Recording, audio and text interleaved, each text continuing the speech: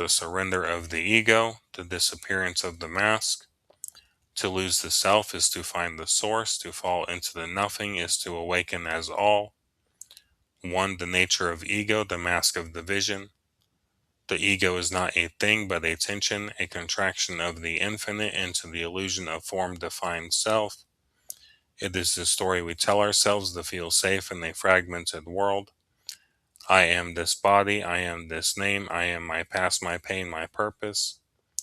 But ego does not exist as substance, it exists as defense. It is the veil drawn between the mirror and its own reflection. Its root is fear, fear of dissolving, of meaninglessness, and of merging with the ungraspable whole. And so it clings to identities, beliefs, status, control, even spiritual progress. It seeks validation not to become whole, but to avoid realizing it already is. 2. Surrender is not annihilation, but recognition. To surrender the ego is not to destroy the self, it is to remember that the self was never truly separate. The ego says I must survive, awareness whispers I always am. Surrender is not passivity or defeat, it is the active return of your will to the field of wholeness. It is not the death of consciousness, it is the death of false authorship. You still act, but no longer from scarcity. You still speak, but no longer from self-importance. You still choose, but in alignment with the deeper rhythm of truth. This is not erasure, it is revelation. 3. Signs of ego surrender. 1. Stillness within movement. You are no longer reacting, you are responding. You move from clarity, not compulsion. 2. The end of defensiveness. You do not need to prove yourself right because you no longer fear being wrong. 3. Spacious awareness. Emotions, thoughts, and stories arise, but they pass through a field of you, not as you. 4. Unity over separation. Others are no longer others, their essence mirrors yours. Compassion flows without surrender. 5. Freedom from the outcome. You act with full devotion, yet release the results. Desire gives way to alignment.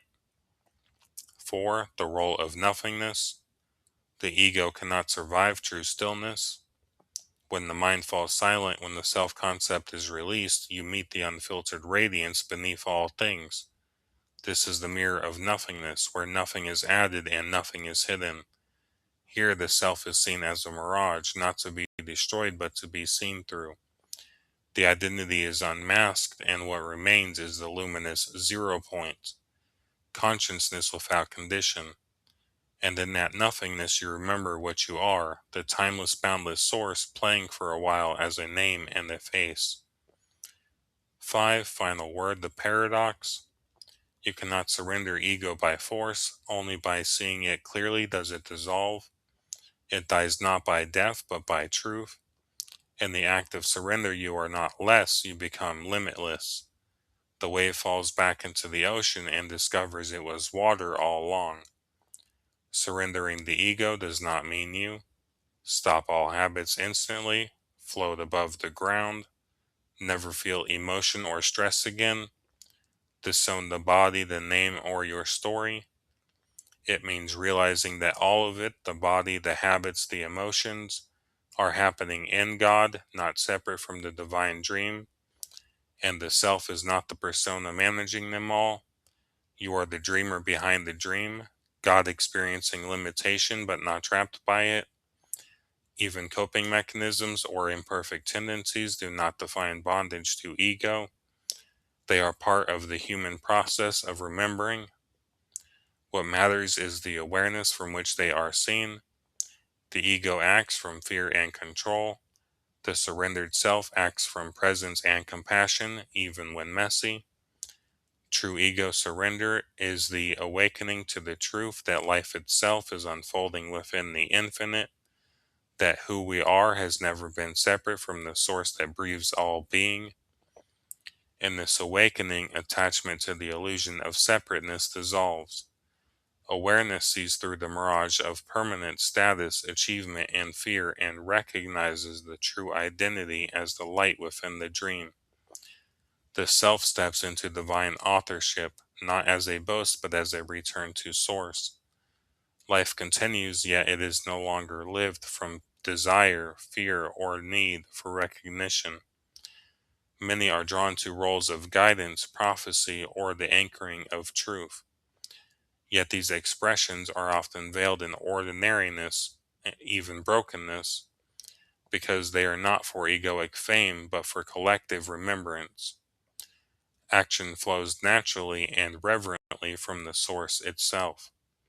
This is the humility born of truth, to move through life as if one is God, yet without demanding worship, claiming glory, or asserting a superiority. To live the divine inwardly with quiet reverence, fully present and walking among others as one of them. Final reflection: the ego may echo back sometimes. It may whisper guilt, shame, you're not enough, or you lost it. It may judge your habits or your emotions, but those are echoes. They do not define you. You surrender your ego not because you're perfect, but because you remember what you truly are and never fully forget again.